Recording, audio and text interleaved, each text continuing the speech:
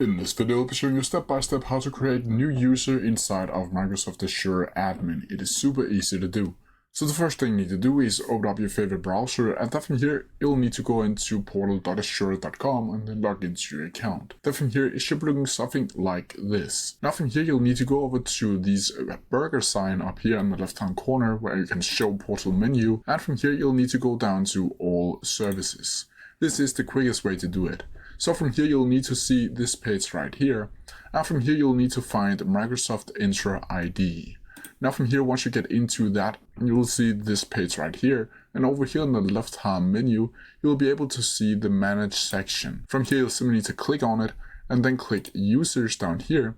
You can also add it to a favorite if you want to do that to get inside of this page. Now from here you can go up here to click new user, and here you can create a new user or you can invite external user. This right here will give you an invitation code that you can then send it with your email or any other form of media that you can send to another user.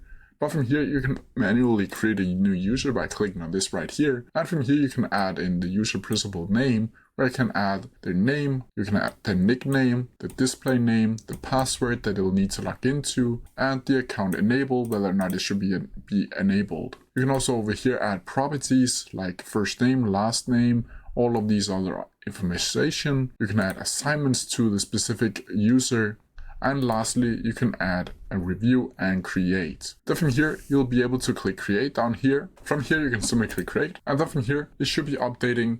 As you can see up here, successfully created user, and if I click update right here, then you'll be able to see Mike34 will be visible down here.